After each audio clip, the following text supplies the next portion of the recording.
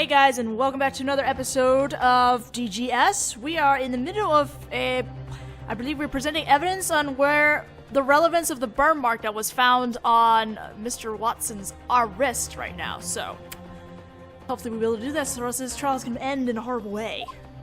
To be honest, I overlooked this strange burn. But, when you pointed it out earlier, I couldn't overlook the way that lady's face suddenly went pale. What? The connection between the burn and this case. I have no choice but to prove it.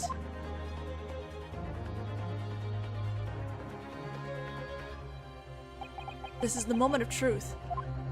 I have to find a piece of evidence that identifies that mark. Now then, defense. The evidence that ties the victim's burn to this incident. Crime scene photo. This is a different photo.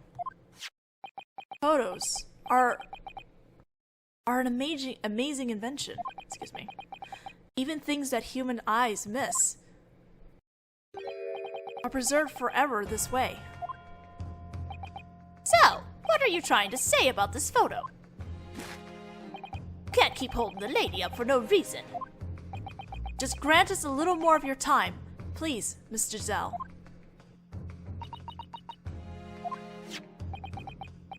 It's shown very clearly in this photo.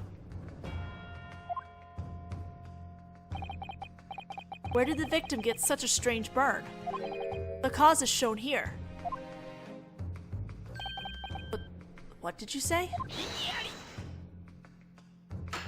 I'm afraid I don't follow this strange attempt at bluffing. If there's something there, then point it out. Where on earth did the victim's burn come from? Look at the plate that he had eaten from. From the steak? The important thing here is the iron platter that the steak was served on. The iron platter. What's wrong, Your Honor? This iron platter has an engraving on it. Perhaps it's LaQuanta's logo.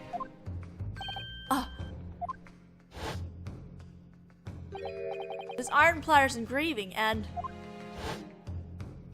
the victim's burn. They're identical. Naruhodō, you brilliant bastard!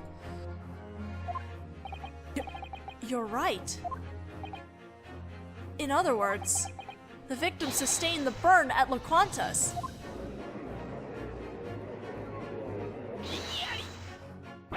But be as that may, that doesn't necessarily mean that he sustained it on the day of the murder. The day before the murder, or even the day before that day. It obviously happened on a different day. Well,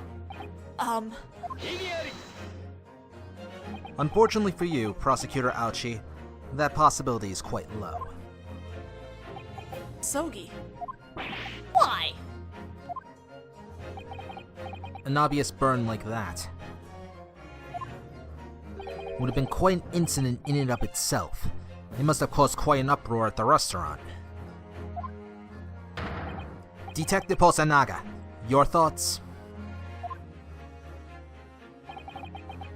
You're right.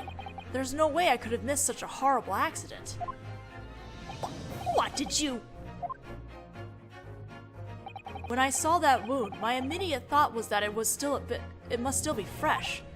And while the wound itself is small, for it to have been left so vibrantly, it must have been quite a significant burn. What do you mean by that? Well, for example, if the iron platter had been heated to a temperature of 9 degrees Celsius, his skin would have had to been pressed against it for at least 3 seconds. It's likely that he could have withstood that without letting out an ear-splitting scream. I started my undercover investigation a few weeks ago. I didn't hear any such ear-splitting screams. As the head waiter at LaQuanta's, I could say that decisively. You were a detective before you were a waiter, weren't you?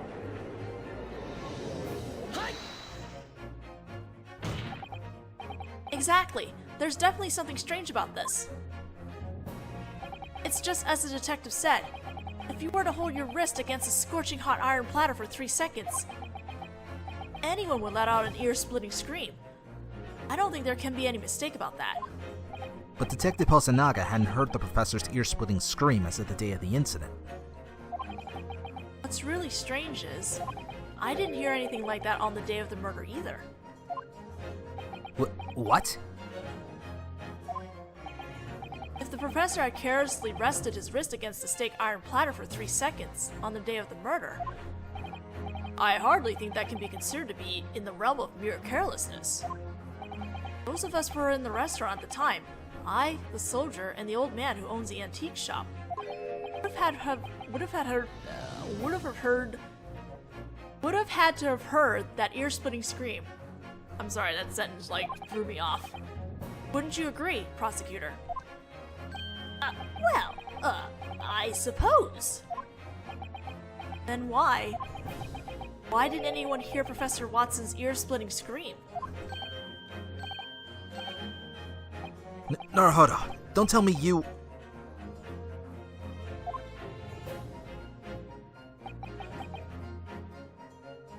No way. Even I hadn't imagined that I would arrive at this conclusion. But it might be that we... fallen into a massive trap.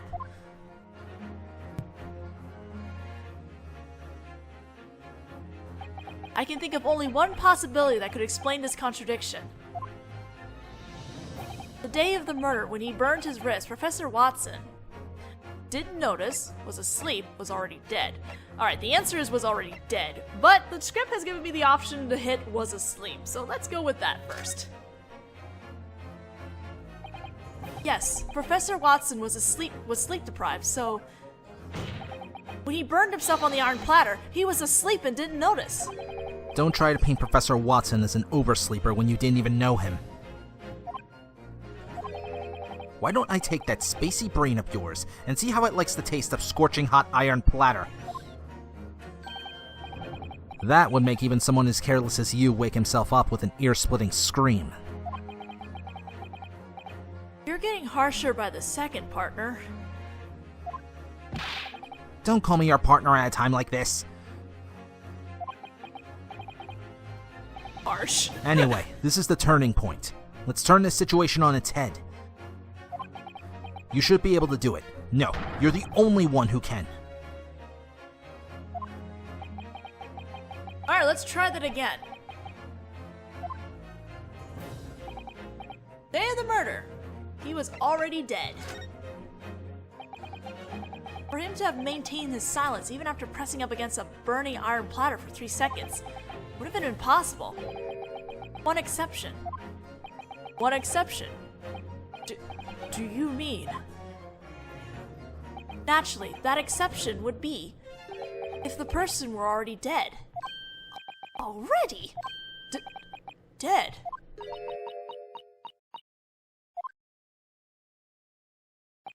At this point, that's the only thing that makes sense. That day, when the stake was carried to Professor Watson's table, Professor Watson had already passed away. What? But that's ridiculous! Order, order, order! What on earth does this mean? Are you saying it wasn't the bullet that took the victim's life? Exactly! I don't agree, Your Honor. This is nothing more than the desperation of a college student with no understanding of basic reasoning. The one with no understanding of basic reasoning here is you, Prosecutor Ouchie. What did you... The moment we determined that the victim had sustained that burn at La Quantas, this case started moving in a completely different direction. Do you still not understand that?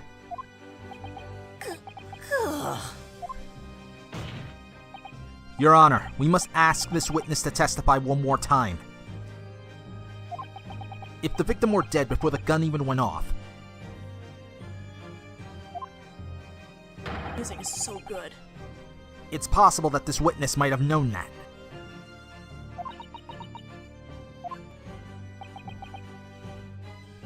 can't be. I never imagined that this trial would take such a turn. My apologies, Miss Giselle. But you need to call off your lunch meeting with the dean. What? Our nation's court system is still developing, but that doesn't mean that we can hand down a verdict with such obvious lingering doubts. Your Honor, I like this judge. Don't let her get away, Judge. Don't let her get away.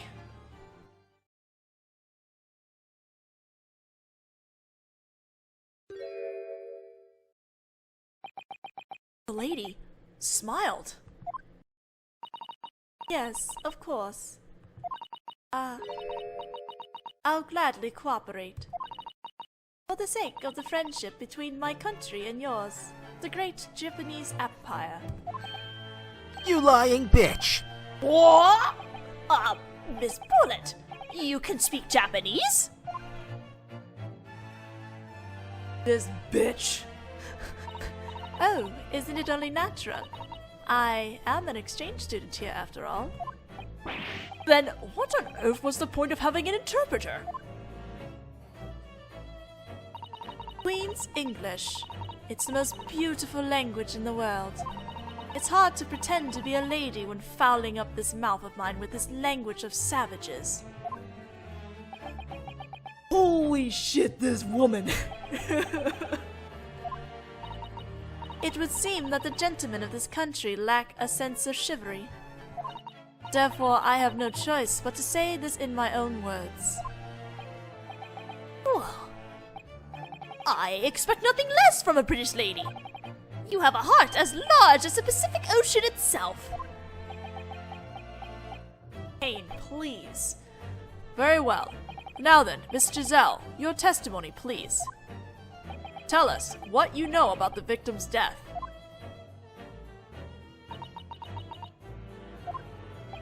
So, we finally get to hear this in the lady's own words. Things are about to get interesting, Naruhodō.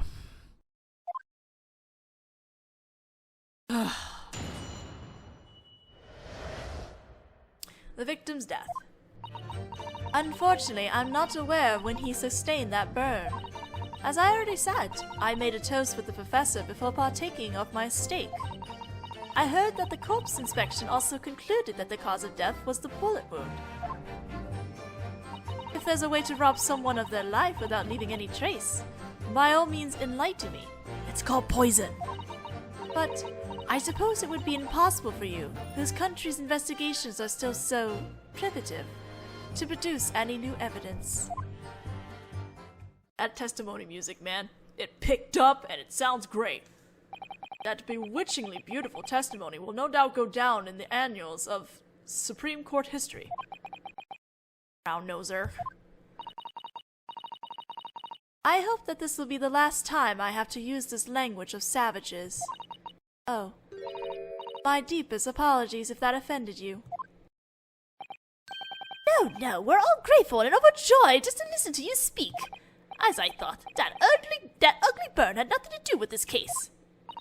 I will be reporting the day's proceedings to your court's Minister of Justice. Minister of Justice? In order to ensure that the troublesome ruffian of a student receives a heavier sentence. Amen. Thanks? Amen. Is that what this comes to? At the risk of being troublesome, we'll need you to suffer through one more cross-examination. And Osogi's like, fuck you. Perhaps you already noticed, but this ruffian of a student is actually quite remarkable.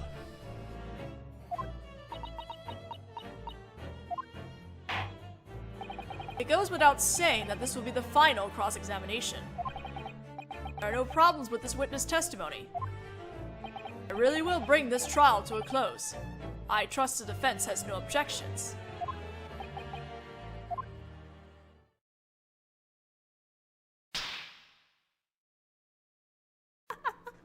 Look at all these new animations we're getting. This just I love this is only case 1, but you can the progress that Ryūnosuke goes through in this case 1 is amazing how they do it.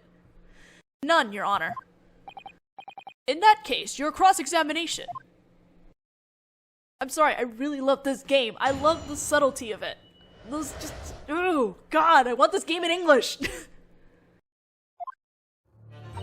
I'm not aware of when he sustained the burn. But it was 3 seconds on an iron platter. How did you have not noticed? In that case, let me reverse the question. Eh? Ever since this trial began, and even now, the fly on those black trousers of yours have been open. Did you notice that?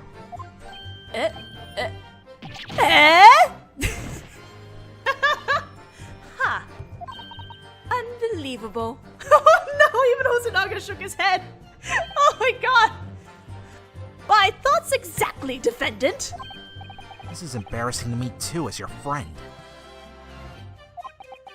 If you noticed, then say something. Oh my god, Ryūnosuke! Professor Watson was the epitome of an English gentleman. He simply chose silence over an ear-splitting scream. Isn't it so unthinkable? I see. Perhaps it's not so unthinkable. It's completely unthinkable. Well, anyway... Made a toast with the professor before having steak. If I recall, you testified earlier that it was with the carbonated water, right? Professor Watson wasn't able to consume anything but water at the time, so we ordered some carbonated water. Isn't that right, waiter?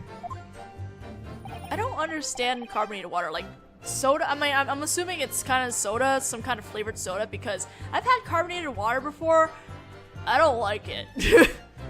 Yes, you're absolutely right. However, as for whether the professor had partaken of the carbonated water when I brought the steak, I'm afraid I don't remember. God damn you. Oh, now that one I understood. God bless you, right? I'm pretty sure it's the opposite. Anyway... Corpse inspection concluded with the cause of death was the bullet wound. It's true. It's right here in the record. Death due to loss of blood from a bullet wound, it says. Yes. Fortunately, it's impossible for such a small burn to kill a person. As long as there's no trace of anything else on the body that could be considered a cause of death, it's poison! It's impossible for anything from the bullet you shot him with to have killed the victim.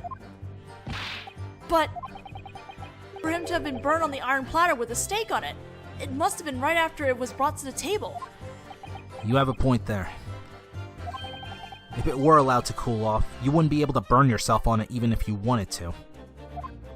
If he received the burn because he happened to touch his wrist on the iron platter that was brought out, wouldn't he have already had to be dead at that time?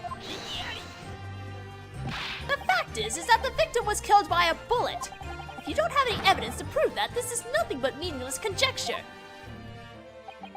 Prosecutor Aruchi has a point. Ochi. Damn it.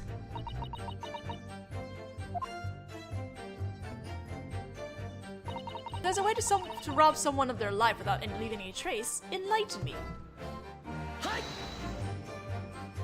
A trace? Shooting with a gun, strangulation, stabbing with a knife, sending someone plunging. If it's something that's capable of killing a person, it always leaves a trace. Well said, that's exactly right. Our nation's police investigated every possibility. I can attest to that. Isn't that right, Detective Hosonaga? I always aim for perfection. It's true that all those methods would leave a trace on the body, but does an undetectable way of killing someone really not exist? If you're going to doubt me, yet you aren't able to show me how I supposedly took the professor's life, Then there's nothing to discuss. Nonsense! Who could doubt a sweet English lady like yourself? If there is such an uncuffed ruffian, I would gladly cut him down to size for you. A way of killing someone that leaves no trace. If you're going to prove anything, you'll need some sort of evidence. Problem is we don't have anything to prove it yet.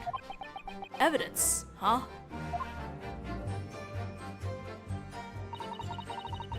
It'd be impossible for you, whose country's investigations are still so primitive, to produce new evidence. What do you mean by primitive? In Great Britain, every item left at the crime scene is preserved and investigated by the police. But in this country, everything is wrapped up after just a preliminary search. Isn't that right? Right! La Quantas is even open for business today as usual. So you see, even if the situation changes, there's no way you could come up with any new evidence. I cannot move over to him right now, and your primitive detective's questions nothing. So you see, they're, how can I put this? Very complacent. Aha! You've managed to hit us where it hurts. I kind of feel like that prosecutor, maybe it's my imagination, but he kind of seems like an amazingly forgiving man. Trust me, it's all in your head. In any case, Miss Giselle's testimony just now. Just for a moment, there was something about it that bothered me.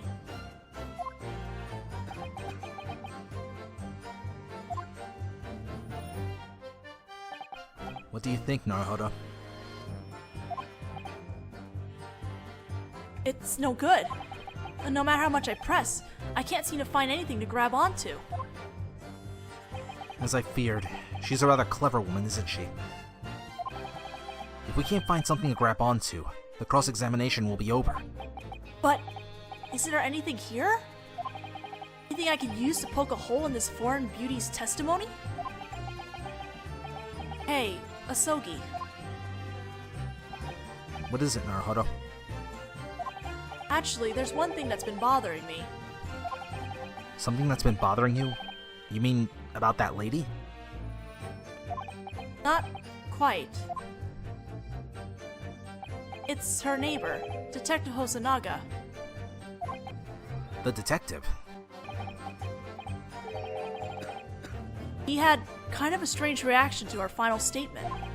I wonder if that's something we can use, that detective's reaction. I do have one idea. Try pressing that lady's final statement one more time. Eh? This time we won't be aiming for that composed lady, but for the detective beside her. Right, okay. Asogi. He must have something in mind.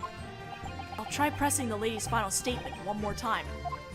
But literally, if you have played Professor Layton versus Ace Attorney, we have literally gone through all the court mechanics in case 1 at this point.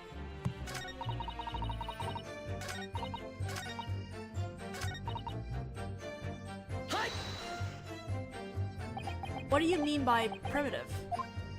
In Great Britain, every item left at the crime scene is preserved. I'm gonna just skip this. I mean, you've already know the statement. We're talking about how primitive our investigation abilities are. There it is. Yes, here it is. The detective's reacting to Miss Giselle's words. Until just a little while ago, that detective was standing at the witness stand as her interpreter. But now, the situation has completely changed. Detective Hosonaga is now listening to the lady's testimony. Perhaps, he'll give us the big chance we've been waiting for. What do you mean? When people are testifying themselves, they make a concerted effort to put up a strong front. However, when listening to someone else speak, they tend to let their guards down. I guess you have a point. He's completely lost in thought. This is the perfect time to question that detective. question. Naruhodō, take a look at the lower screen for me. The lower screen. Right now we're focusing on the one who's testifying, the lady. But if you slide this cursor, you can focus your attention on the other witness instead. Then, when you're looking at the other witness, the question button will appear. You can stick it to the unprepared witness, and maybe manage to drag some new information out of them. Whenever anything feels suspicious, don't waste time looking around. You do well to remember that. So I start by sliding the cursor to focus on the detective, and then question him, right? Alright, let's give it a shot. So you see, even if the situation changes, there's no way you could come up with any new evidence. Wait a minute. What is it? What's the meaning of this? I love how it still surprises people even in this game. Sorry, I had no idea what startled you that much. It's kind of scary, the gap in a person's heart. You look like you were deep in thought just now. As you listen to the lady's testimony.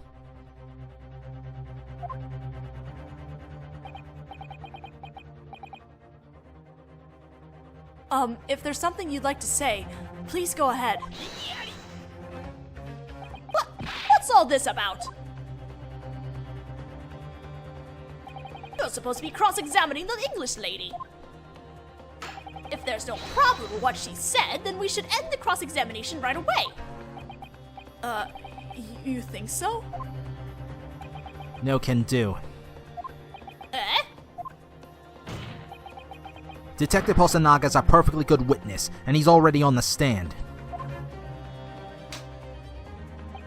Plus, this detective is involved in this case.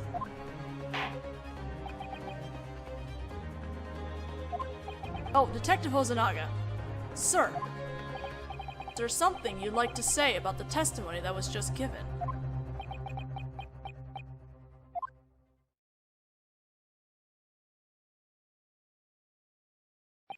Well, if I may, there is something I wish to say.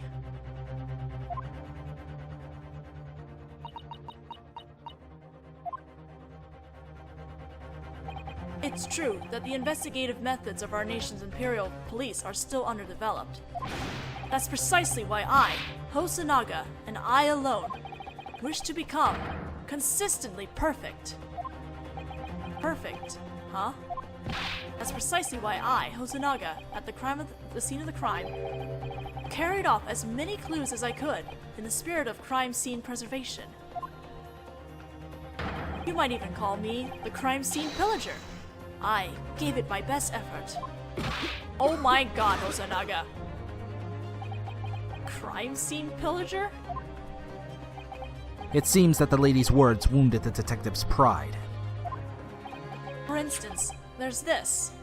There we go! That's what I needed. Is that... Could that be... This is the carbonated water I brought to the victim's table. It's been 3 days since then, and it's since became plain old water, though. Previously carbonated water. Yes, no matter what anyone else might say. Looks like there's still some water left in the bottle. Someday, in the centuries to come, our nation's police will become the best in the world. I, Hosonaga, firmly believe that. Oh, Hosonaga. I can't claim to understand the witness himself, but I can certainly understand his insistence. The court accepts that beautiful glass bottle into evidence. The water that Professor and Giselle drank on the day of the murder, retrieved from the victim's table. Alright. We're gonna stop there. Well, no. Yeah, we're gonna stop there. We're gonna just stop there for now, and continue this in the next video. The next video, we're gonna be actually examining this bottle of water, because this clearly has poison in it, even though we can't see it, but that's obviously the answer. Ugh. But yes, see you guys in the next part of this case.